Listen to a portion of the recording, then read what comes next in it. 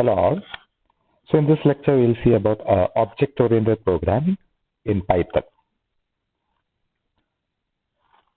So we have already seen there are two types of programming. One is procedure-oriented programming. In procedure-oriented programming, we use functions. So we have already seen how to use functions in Python. So we just call some functions, and that function might call some other functions. It's like there will be a particular structure. Function-oriented programming has some structure in it. So we mainly deal with functions there. Now, in the case of object-oriented programming, we deal with objects. So objects are actually to model the real-world things. For example, person. A person is an object, or a particular person. If I say Abdul is an object. So Abdul has some properties, like he has a name. Name is Abdul. His age is another property. His address is another property. So if you want to model real world objects, or if you want to model a car, or if you want to model a bird, a particular parrot, it's an object. So if you want to model real world objects, we have to go for object-oriented programming. So object is a collection of data or variables and methods that act on those data. So object is actually a collection of data and methods. So for example, Abdul is an object. So it has a person is an object. So it has some data. If you consider the data, its name, sex, or date of birth, all these are data. And he'll have some functions, like he can run, he can walk, walking, running, talking, everything are functions or methods by this object. So every object will have some data and some behavior. So behavior is actually what the functions that can act on those data. So object is a collection of data and methods. So what do you mean by this class? So class is a blueprint for the object. So class can be considered as a blueprint for the object. For example, Abdullah is an object, then Adil is an object, or Ramu is another object, because these are all objects. So if we group all these objects, all these objects belong to a particular class named person. So person is a class. So class can be considered as a blueprint for the object. So if you consider in another way, if we want to build a house, we will actually draw the plan or draw the blueprint of that house. Using that blueprint, you can develop or you can build maybe 10 houses. You can build using the same blueprint. So class is like that. Class is actually the blueprint for an object. So if you define a class like person, you can define any number of objects for that person. So for example, Ramu, Abdullah, Sida, everybody, all those are objects which are formed from the person class. So class is like a blueprint for the object. So remember that example. If you want to build a house, we will have a blueprint of that house.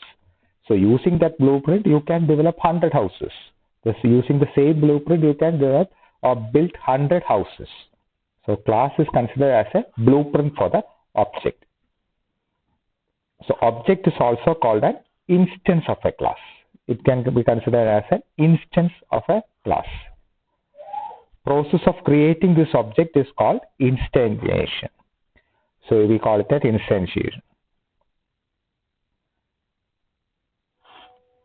So how is class defined in Python? So this is a general syntax for class definition. So it starts with the keyword class. Then we can give a class name. And inside bracket, we have to mention the parent class name. We will see what is a parent class and all. Then after the words column, and after leaving spaces, 4 spaces, you will have methods. There will be different. You can include any number of methods in it. And you can also have data class variables also. You can include variables also.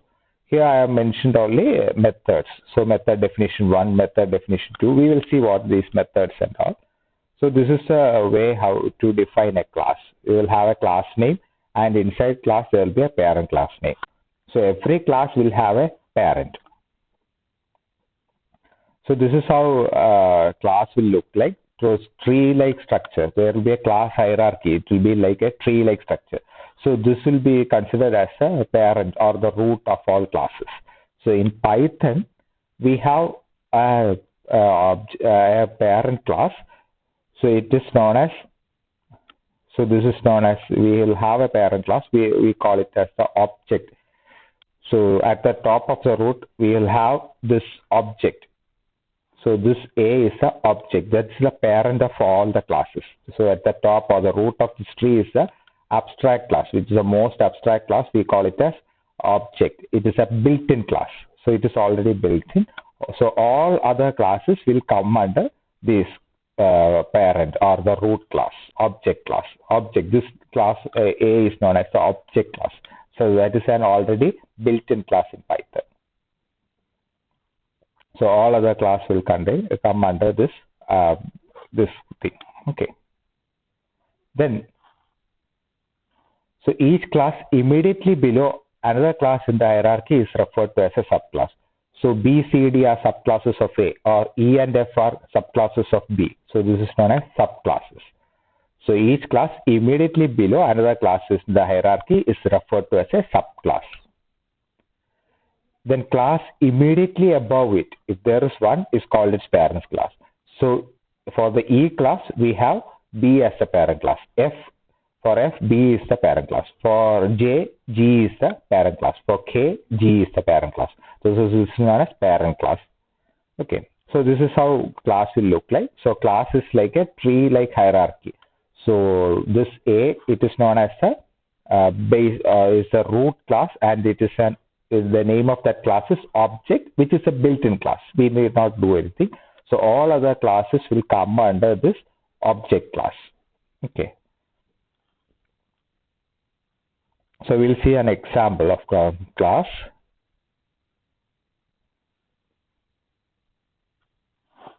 So this is an example. We have defined a student.py fun file is there. So in this class, we have defined a class student. And inside in the class definition, we have mentioned that we have to mention the parent class. So the student's parent class is object.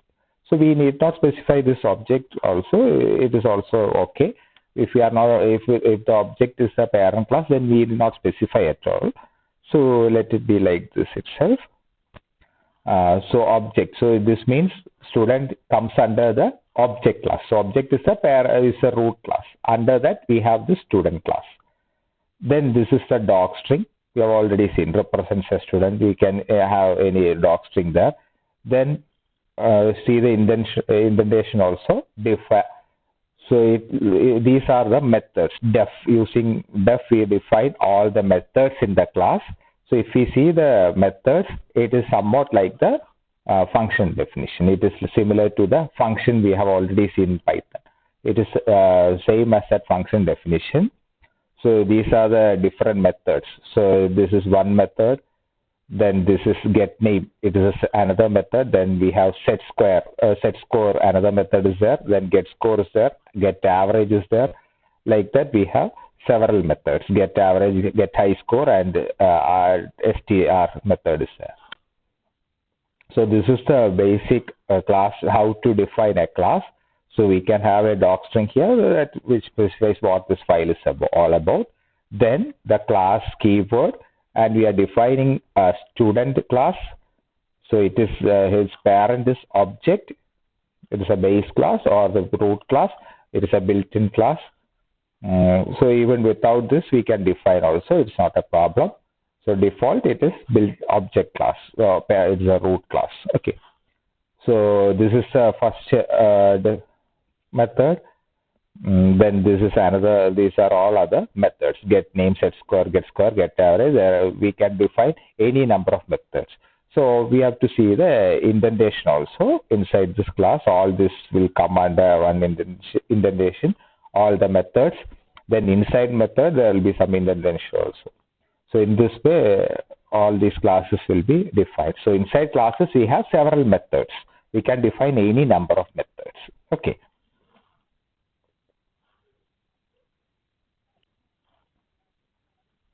So for the student interface, we have already seen there are several methods. I have mentioned there are several methods. The first method is if we define an object. So if we define an object s equal to student of name comma number, then what it does is it returns a student object with a given name and number of scores. Each score is initially 0. So how this happens, I will mention later. So this we will show it an example how this happens. Okay.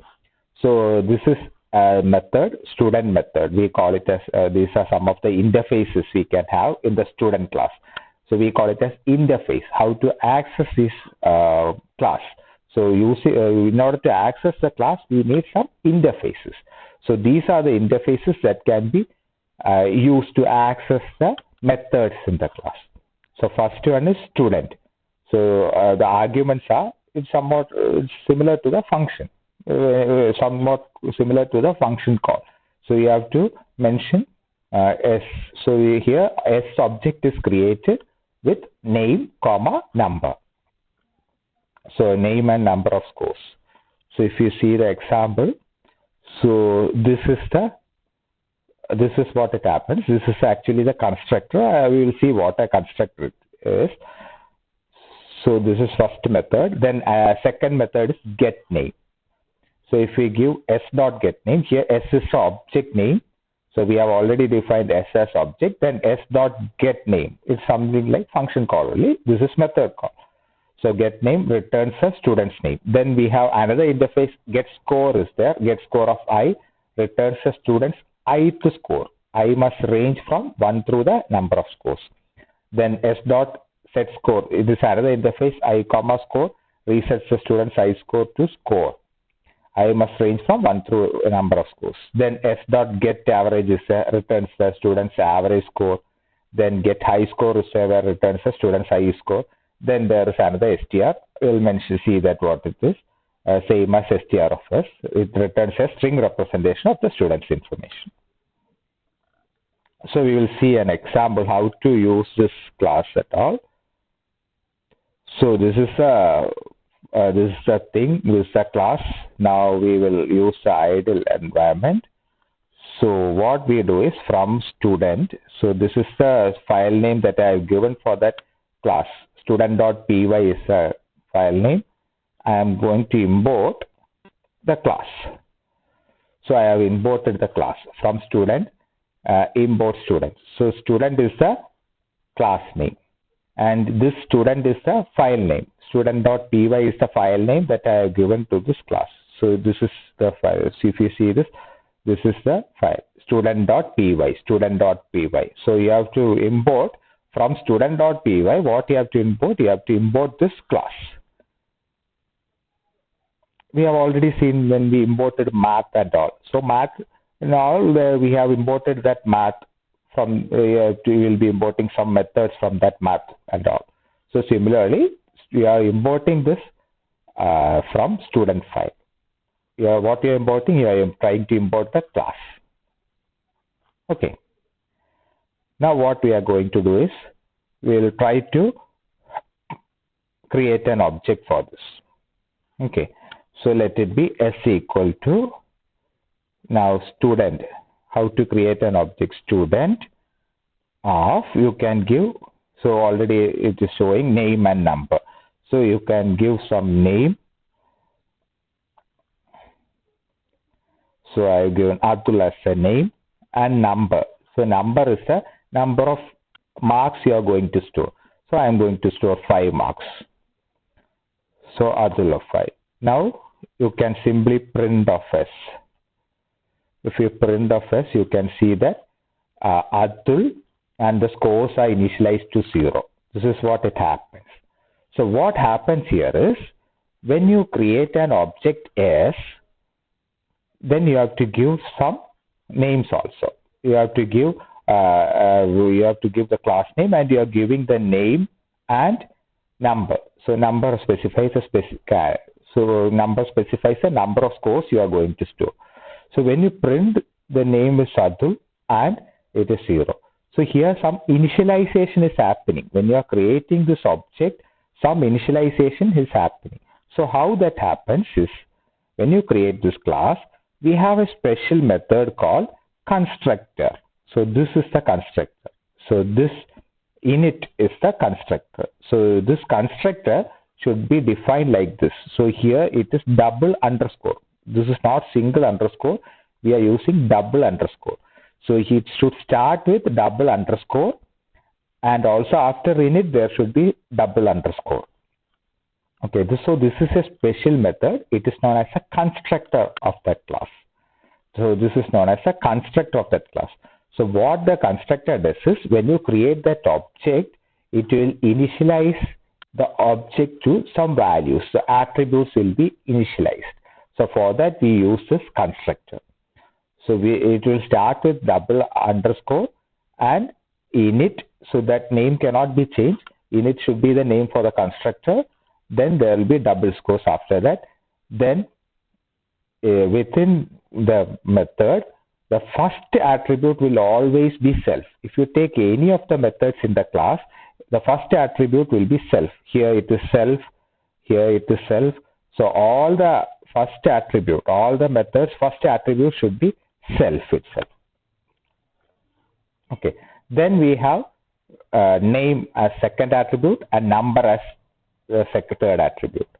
So this constructor creates a student with a given name and number of scores and set all scores to 0. This is what the constructor does. We can initialize it. So what it does is, so self is used to call upon its own object, self dot. There is no need for giving this underscore and all. So you, without underscore also you can use this. So but I have given a single underscore here because it is used to specify that it is an instance variable. So instance variable means it is something defined inside an method. So that type of variable is known as instance variable. We will see this instance variable later.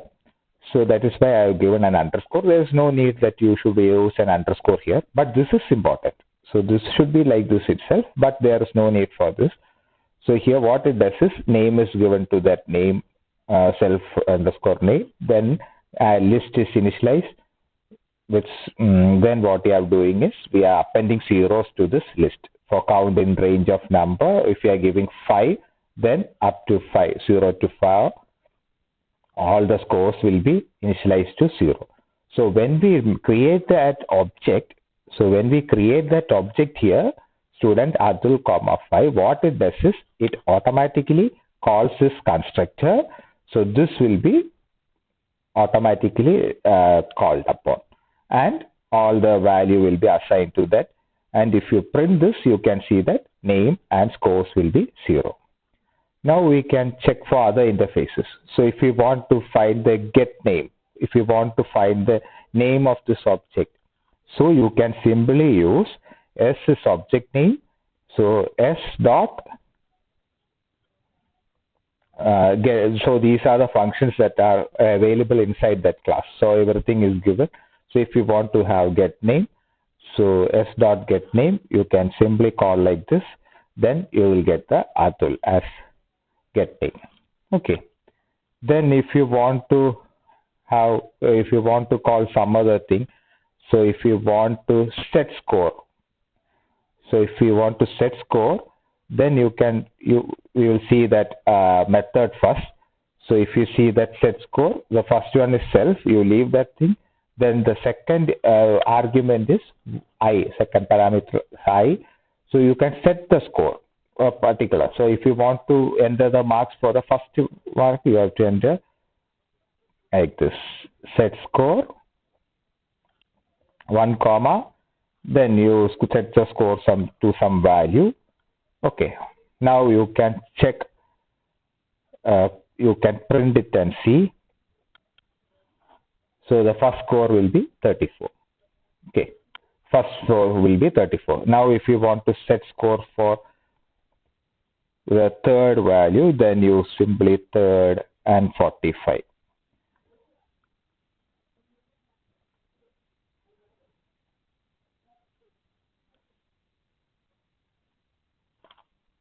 Sorry, that should be capital. Letter S should be capital since the name is like that. Okay. Now if you find, you can print off yes. If you print off yes, you can find that 34 and 45 has been set. Now you have you can use other interfaces also. If you want to find the get high score, so if you want, you can get the high score also. So there are no arguments, only self is there. So you can simply use this bracket. So you'll get the highest score, 45. It returns the highest score.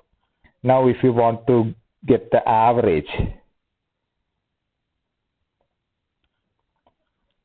let me check the name here, what I have given. So it is get average. So get average.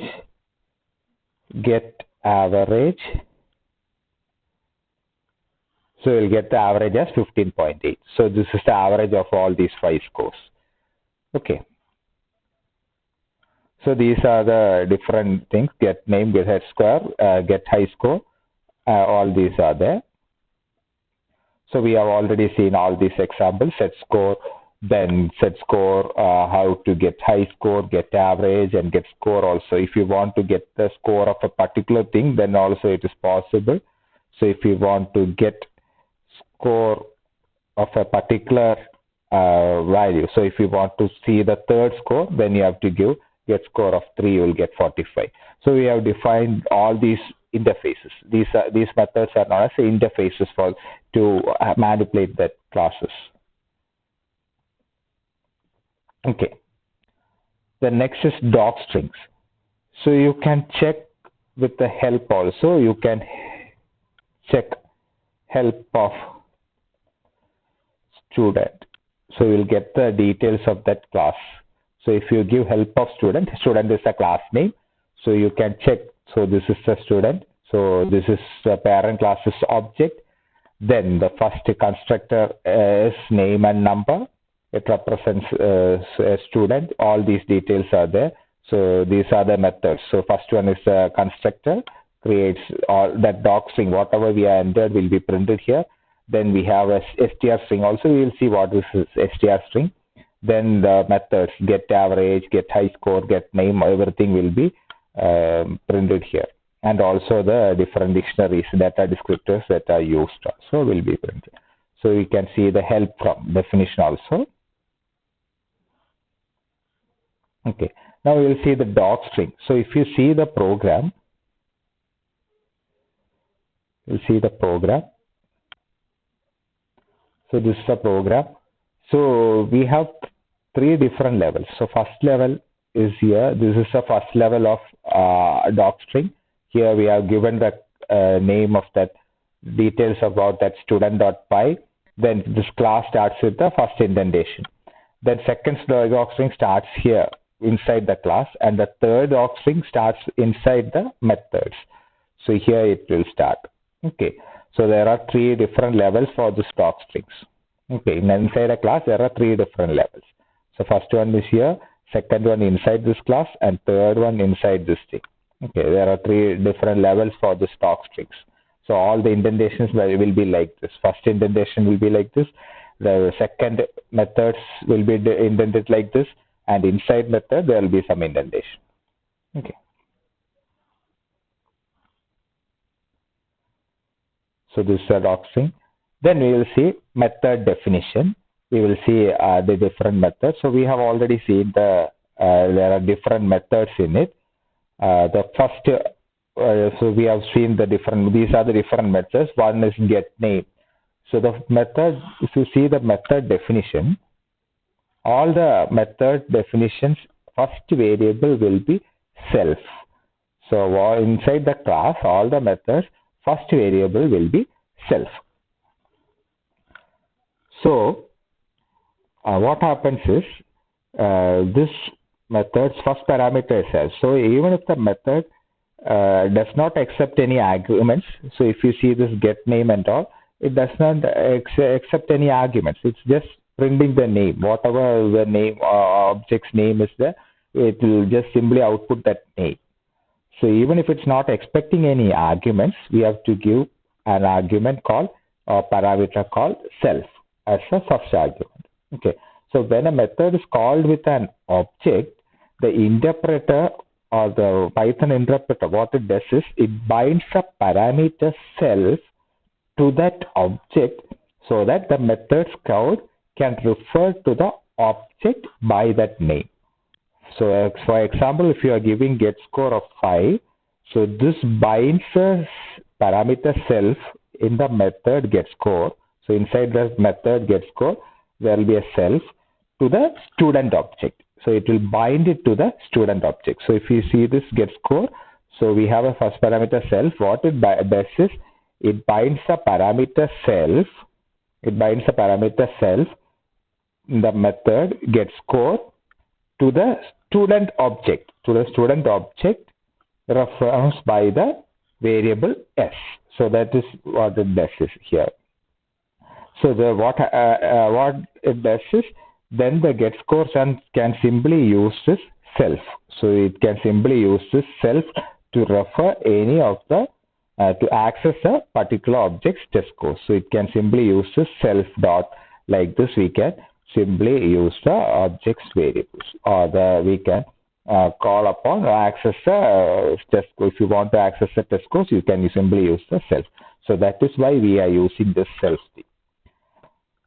So otherwise, methods will simply behave like functions. The only difference from function and method is we have to include this method first parameter as self. And if you want to access all the variables inside this thing, we have to use this self.score, self. Everything should be used. So that is the only difference between this method and function. And inside the methods also, we can define our own variables. That is also possible. So we call those variables as temporary variables. So a method automatically returns a value none when there is no return statement. If there is no return statement, it will simply return none. Otherwise, it will return the self name. Here there is no return statement. Here there is some return statement. So that is the difference between method and function. So inside method, we have to use a self variable. That is the first parameter that will be there in every method. So it is used to access that object. It is to show that it belongs to a particular object. So we have already seen the init method. So that is a particular special kind of method. So all the classes will include an init method. So if you see, this is the init method here. So here init must begin and end with 2 consecutive underscores. I have already mentioned this is 2 underscore here and there are 2 underscores here. So this is called the constructor because it is run automatically when a user instantiates the class. So this is the instantiation. So we have already seen this is known as instantiation. So s equal to student of Adul, 5. So this is known as instantiation. So when it is done, it automatically invokes this constructor. It automatically invokes this constructor. It automatically runs this code, and all those things will happen inside this. So in addition to this self, it accepts two arguments also, name and number. That's why we have given name and number here. So Adul and 5 is given here. So Adul and 5. So it expects a name and a number. So this constructor expects 2 arguments excluding the self. So we have 3 arguments here. Okay. So the attributes of an object are represented as instance variables. So we call it as instance variables. So we will see what is an instance variable next. Okay. So this is how a constructor is defined. So we can see this S1 equal to student of Ammu. So S1 is another object. S is another object. S1 is another object. And we have given Ammu and 7. So name and number will be given. If we print S1, so automatically this will be worked out. Or this will be run when this constructor will be run when this executes. So if you print this, you can see that name is Ammu and scores will be initialized to 0 also. Here we have initialized to 0. So this is automatically done when this instantiation happens. Instantiation happens here. Okay. So this is how constructor works. Next, we will see what do you mean by this instance variables. So attributes of an object are represented as instance variables. So attributes of an object are represented using instance variables. So each individual object has its own set of instance variables. So these variables serve as storage for its state. We call it a storage for its state. So these variables are used for the storage of its state. So scope of the instance variable, including self, is the entire class definition. So whenever that class is there, that class definition is there, the scope will be there. So we can use that instance variables all throughout the class. So all of the class methods can refer the instance variables. So all the class methods can refer those instance variables. So lifetime of an instance variable is the lifetime of the enclosing object. We have already seen what do you mean by this lifetime and all in the previous lectures. So that lifetime of that instance variable is the lifetime of the enclosing object. So how long that object exists, till that long, this instance variable will also remain. Okay. So name of the instance variables must always begin with self. Begin with self, and these are some of the instance variables. We have seen all this inside the definition. So self dot. So usually we can give underscore name. It is not necessary there should be an underscore here. Self dot underscore name is an instance variable. Self dot underscore scores is an instance variable. So these are all instance variables. Instance variables. We call it as all instance variables. So these instance variables can be accessed throughout the class. All the methods can access all these instance variables. So that is the difference between that is another difference between these methods and functions. So inside the functions we cannot access other variables, other functions variables. So throughout the class, if you are using this self dot name, if you are giving a self dot name or self dot scores and all these can be accessed throughout. So if you find, we will take that program. So if you see this self dot name underscore name is used inside this init. Again, self dot underscore name is used inside this get name, or self dot underscore scores is used inside this get average. So here self underscore scores is also used inside get high score. So since we are starting with self, so it means these are all instance variables. So these instance variables can be used all inside the methods. So inside all these methods, we can use this instance variables. Okay. Then there is another special kind of method, so which also begins with 2 underscores and ends with 2 underscores. It is known as str method. So this is not necessary that we should include this method always. So this method, what it does is it builds and returns a string representation of an object state. So this is equivalent to giving as str of s, or you can simply call s dot underscore double underscore str double underscore, or you can simply print of s. All this will give the same output. Okay. So this is a code for that. This is a method for that double str. So this is simply to return a string representation of the object state. So it is not necessary that you should include all this str method, but most of the built-in classes will include this str method. Okay.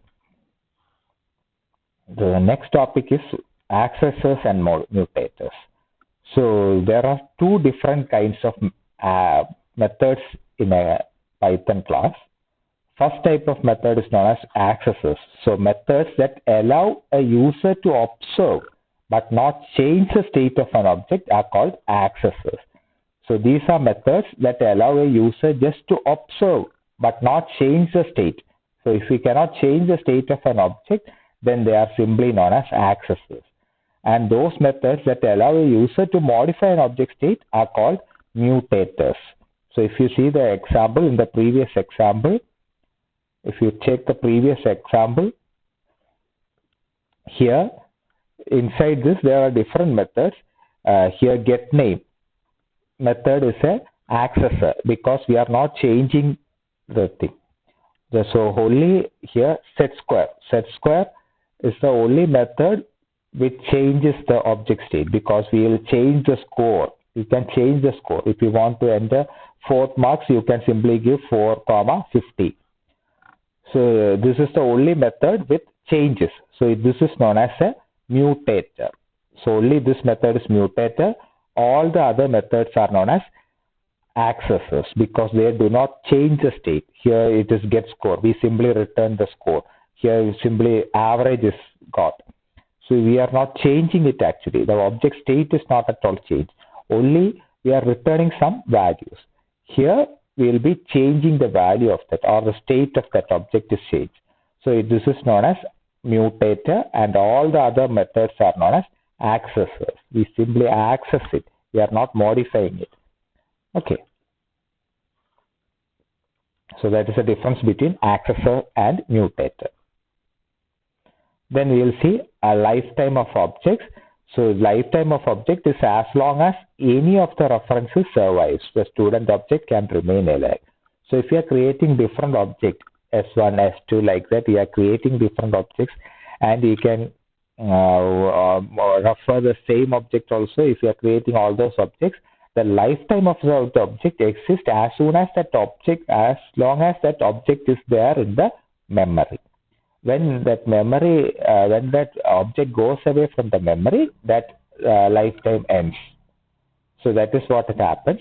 So that object will exist as long as that object exists in the memory. That object values, everything can be accessed using all the conventions. But what happens is the system will do this garbage collection occasionally. So when the system does this garbage collection, what it does is it frees up the spaces.